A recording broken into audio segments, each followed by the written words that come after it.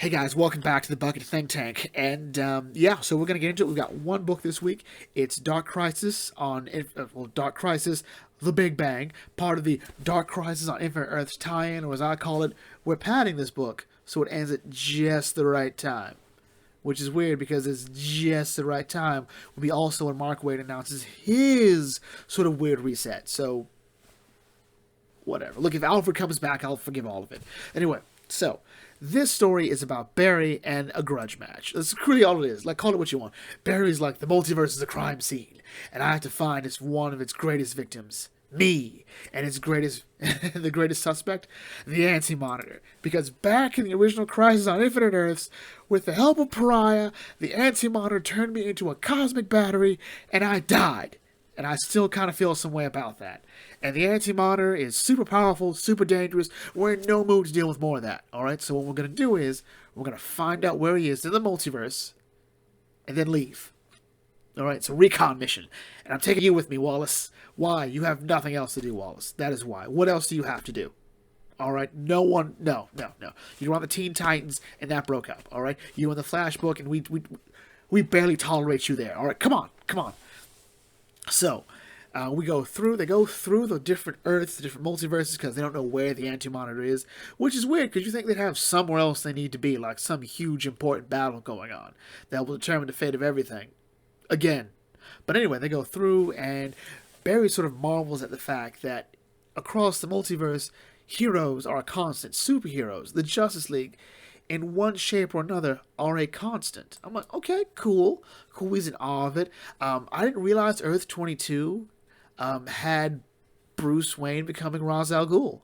I kind of want to look at that. Sounds cool. But anyway, then of course there's the Jurassic League from Earth 27. So some cool stuff.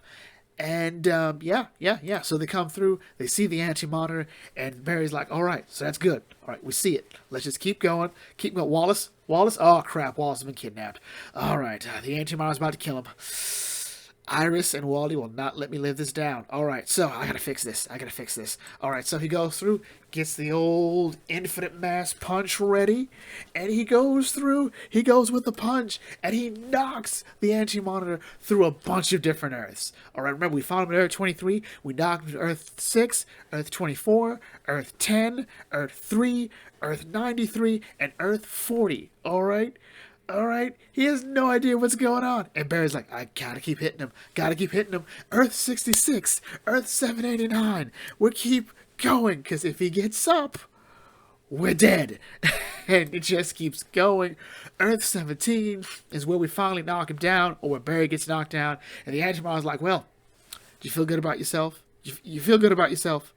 Alright, so he's about to get, Barry's about to get Barry Allen again, and he stopped because Wallace was like, I'm sorry, I brought help. Alright? I've brought people from other Earths to deal with the issue, because we've probably, knocked them through those Earths, so we kind of owe them. But anyway, so it's like, okay, here's the plan. We're going to open up a portal and shove him into it. Alright? Shove him into that one Earth, so that way he'll never get out again. Presumably. Or at least until DC decides they need to use the Anti-Monitor again. Fun fact, the Anti-Monitor was once in Sinestro's Sinestro Corps. So yeah, that was fun. But anyway, so we go through, we put him in the portal, courtesy of Green Lantern, Dr. Fate. And Barry's like, okay, I'm going to sacrifice myself for one more infinite mass punch, and we'll just take him down that way, and it works. And Barry's like, this is a good way to go. And everyone else like, the hell you are dying. Alright, get back up here. And Waller's like, wow, that helps. And all the different versions like, hey, you're Superman, right? I'm a Superman. Oh, but I'm the Superman. Oh, cool. And then Barry and Wallace have to realize, oh, yeah, there's a fear the multiverse is actually happening somewhere else. And, so they go off. And that's how the comic ends. So Dark Crisis Big Bang is, I think, fun. Was it necessary? No, far from it. This is really just a chance to express the fact that Barry's always feels some kind of way, because while Wally went missing and had to find his family, Barry's the one that has to keep dying. Just kind of it. It felt more like this was like Mark Waid wanted to really have a story where Barry gets to resolve issues with the Anti-Monitor. And as someone who hasn't read Mark Waid's Flash, maybe there's more of a history there than I realized. I might put that on the list of things to read next year. But anyway, so that was it. It was fun, but again, felt like we're padding it. We should just get to the end of the story. But whatever, it's not a bad tie-in. It's kind of forgettable, which I think is an important thing for a tie-in. Tie-in shouldn't feel mandatory, but whatever. So anyway, so before we come to an end, we have this little video to announce our new project coming up, one of the projects we're going to take on next year. So take a look at it.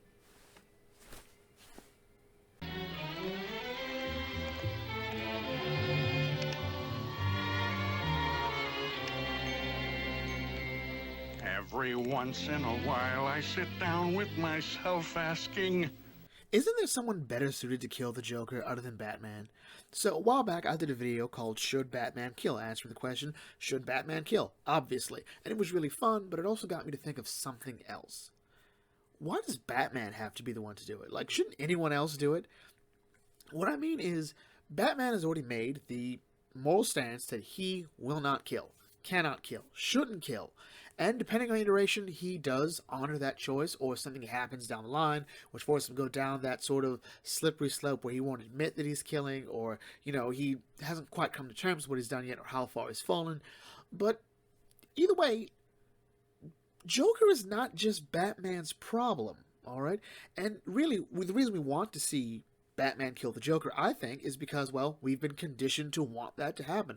We've seen these two go back and forth for years, and we know that's what Joker wants. Joker wants to push Batman to that limit and say, hey, I finally broken the Dark Knight, and we want to see that Dark Knight silence the Clown Prince of Crime.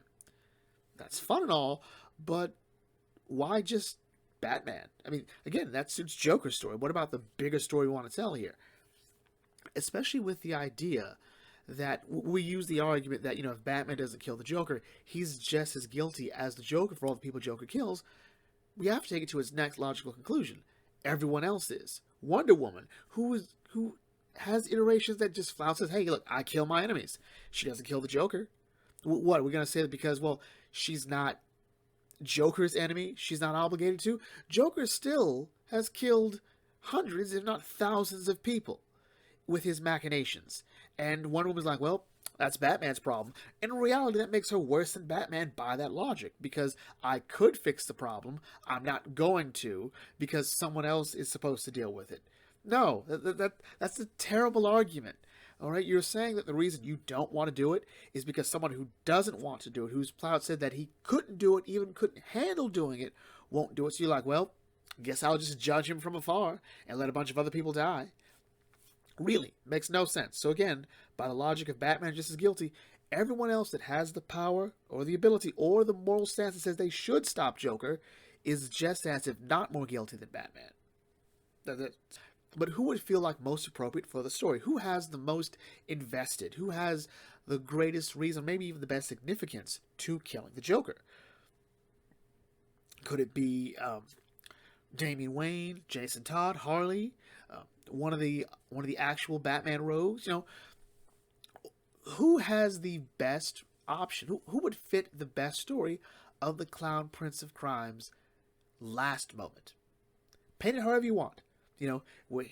Joker's on Amusement Mile, sitting upon his throne, thinking of what to do to destroy Gotham City or bring it to its knees. Someone comes in, puts one between his eyes, or however, or we're just walking by, we see Joker dead on the street, and we're like, oh, who did that? Well, in this universe, Batman's been unconscious for like months, or whatever, however you want to say it. Just Batman is not he's not a suspect. He's off the table for this, all right? Whether he's traveling through time, in space, he didn't do it. He didn't do it. So who did then? Who had the motive? We already know the reason doesn't matter. The how doesn't matter. The reason does. Who fits the story best to kill the Joker? Could it be Harley? Could it be Commissioner Gordon? Huh? Could it be someone new? A classic enemy to Joker? A new player on the field? Who knows? Well, you probably do, because I want you guys to tell me who you think should. This is going to be a project. Yeah, so this is like I said in the video, this is something I've had in my mind for a while, and it's nice to just sort of announce it. So it's now it's out into the world along with another project that I announced, and I still owe another one. So we'll put that up here. That's 3 projects that we're gonna do next year. No specific dates for them, but I do want to have like at least one of them properly started before the end of January. All right, which one that'll be, I'm not sure, but let's just announce what those are. So, at the end of Comic Run Talk for Superman Action Comics, we did sort of give an announcement for that one. Check that video out for the announcement of that one. I'm still trying to figure out how I want to do that one exactly. A DuckTales lore video. Speaking of which, I will be on the Box Remarks podcast on the 26th to discuss a Carl Barks comic, Back to Long Ago. Feel free to check that out. It's available on Spotify and Apple Podcasts and probably any other place where there are podcasts. Oddly enough, I did not ask that. But anyway. And of course, we have a new Disney project coming up. I won't really go into details on that one, but yeah, that is it. So anyway, with that in mind, if you are new to the Bucket Think Tank, feel free to like, comment, share, subscribe. Check out some other videos, and I'll catch you all later. This is Bucket Think Tank signing off. Thanks for watching, and as always, may your fandom serve you well, and have a happy holiday.